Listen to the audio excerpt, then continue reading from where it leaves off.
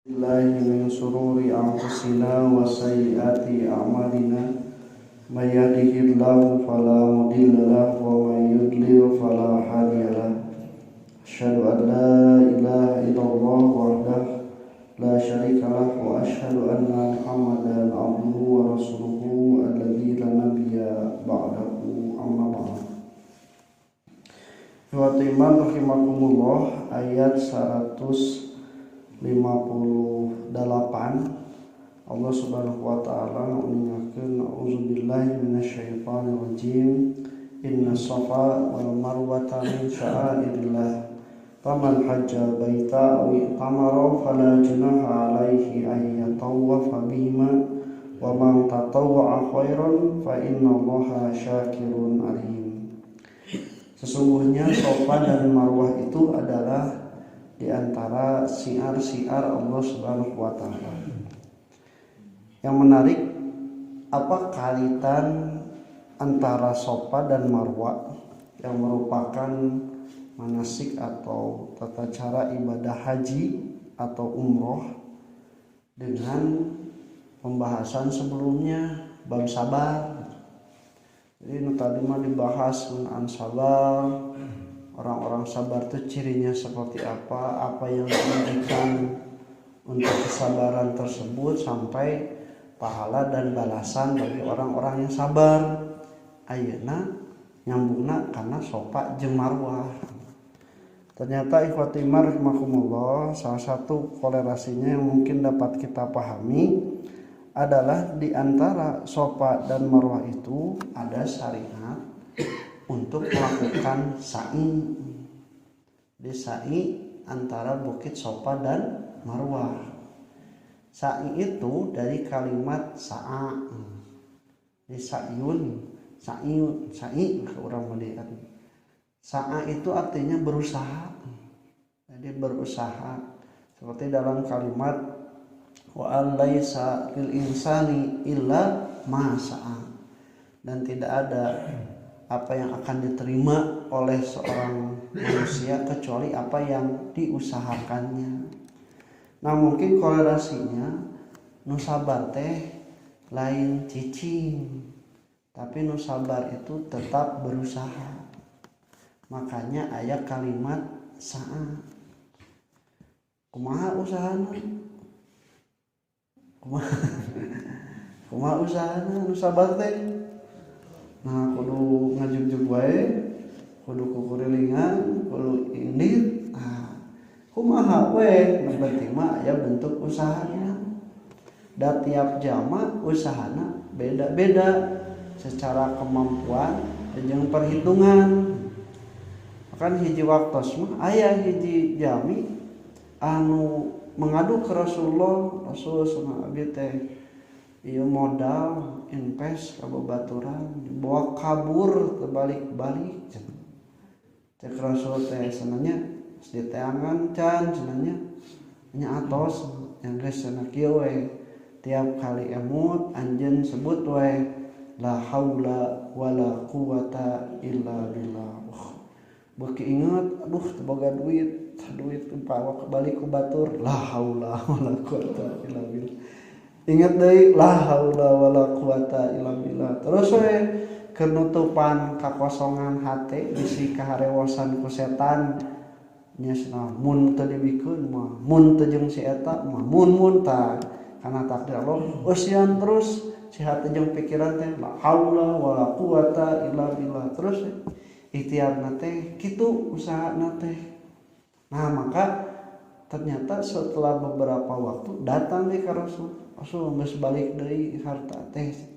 Cuman tadi terangkeun hatina nu mawa kaburna atawa dari jalan yang lain pokona mah geus ka upahan, geus kagantian ku anu leuwih hade cenah. Jadi itu pun juga sama bentuk ikhtiar, bentuk usaha. Sebutnya itu sa'i. Nah, ikhwati rahimakumullah, maka ketika seseorang beribadah haji atau umroh ada di antara rangkaiannya itu berlari kecil, diartikan nanti sa'i itu antara bukit Safa dan Marwah. Nah, disebut Safa itu asal artinya dari kalimat Sofiyah. Sofia itu murni. Perbedaan Sofia sareng ikhlas, ai Sofia mah murni can dibersihan, ai ikhlas mah murni tapi geus dibersihan. Nah kemudian kalau marwah, maka sofa itu artinya sohroh, jadi seolah bukit. Bagi yang sudah ibadah haji atau umroh mungkin pernah melihat langsung. Nah sedangkan marwah itu dari bebatuan. Marwah itu artinya kepuasan. Jadi seolah-olah usaha kita itu harus diawali dengan kemurnian hati dan juga mencapai kepuasan. Puas naon? Puas karena hasil sanes. Kepuasan bahwa kita telah melakukan usaha. Da hasil mah nu natukeun Allah. Tapi lamun urang sadayana geus bersih hatena terus weh mencapai kepuasan, maka sanajan hasilna ge teu sarua jeung kahayang, tapi kan urang teh tos maksimal puas. Dan geus mentok sakieu dikudukeun usahana, kembali hasilna kitu ge geus puas. Nepikeun ka bahasa Indonesia bahasa Sunda mah aya bahasa meh teu panasaran. Reka mana cenah diteang kan kamari ge geus meh teu panasaran. Sebab lamun teu diteang ayeuna cenahnya panasaran bisi si aya. Aya geus diteang mah cenah da geus teu panasaran nya ge sarua eueuh. Nah ikhwati rahimakumullah, maka Allah seolah mengisyaratkan nu usaha teh kudu kitu. Kudu bersih hate ti mimitina napikeun ka mencapai kepuasan pelaksanaannya. Adapun hasil diserahkan pada Allah Subhanahu wa taala. Nah, Safa dan Marwah itu disebut syairillah, siar-siar Allah. Maka kaitannya paman haja baita aw itamara fala junaha alaihi ayyatawafa bihima. Sakarna Safa dan Marwah itu adalah tanda-tanda siar-siar Allah, maka tidak ada dosa bagi orang yang bertawaf antara Safa dan Marwah itu. Oke. Ai sa'i teh kan ibadah, nah kudu aya merasa dosa. Ternyata asbabun nuzulnya dulu orang-orang jahiliyah pun ketika ibadah hajina sarua we ka bukit Safa jeung Marwah. Ngan teu afdol lamun teu aya berhalaan. Jadi ku orang-orang jahiliyah teh disimpen di bukit Safa hiji patung berhala nu ngaranna teh Isaf. Tiap kali kadinya kabu isoa diusap terus bari ngadoa ka manah kitu nya. Dina nalika talbiyah umrah atau haji ge labaika manah kana manah. Terus balik deui ka Marwah aya oge sarua berhala ngaranna teh berhala Nailah. Sarua kitu diusap terus bari ngadoa nya.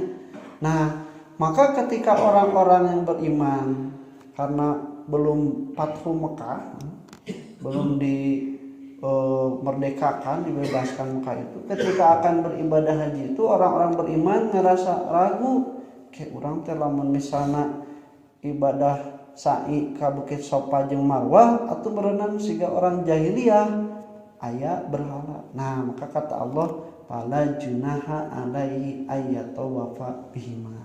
Itu dosa.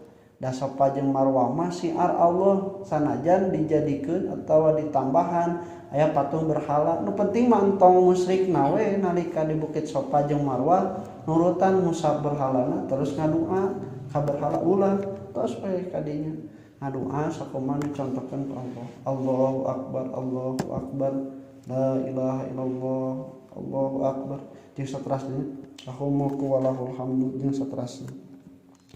Nah, ikhwati iman rahimakumullah, maka tidak ada baginya itu dosa ketika bersa'i antara bukit Safa dan Marwah.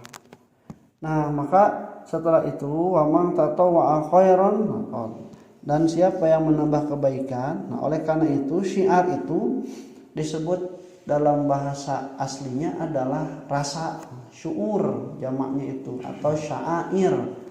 Kenapa? Karena ketika kita melakukan tawaf antara bukit Sa'i dan Marwah itu antara Bukit Safa dan Marwah itu kita itu harus menumbuhkan rasa hormat kepada Allah Subhanahu wa taala.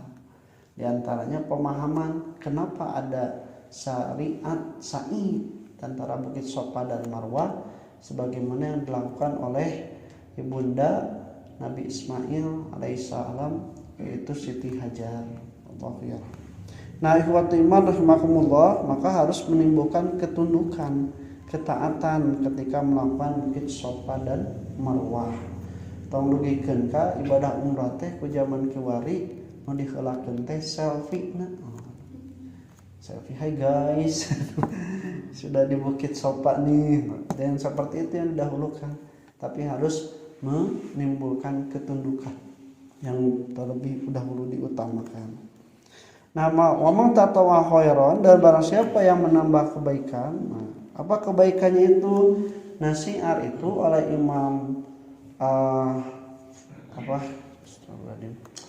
oleh Imam pengarang kitab Ma'alimut Tanzil tafsir Al-Qur'an Al-Bagawi disebutkan bahwa kullu makana mu'allaman liqarabatin yataqarrabu ilallahi, setiap yang diberi nama untuk mendekatkan diri kepada Allah Subhanahu wa taala, min du'ain aw zakatin aw salatin wa huwa sa'irah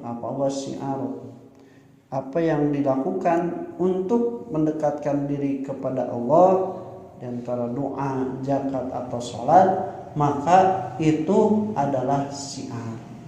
Jadi ciri tanda yang menimbulkan ketundukan pada Allah Subhanahu wa taala.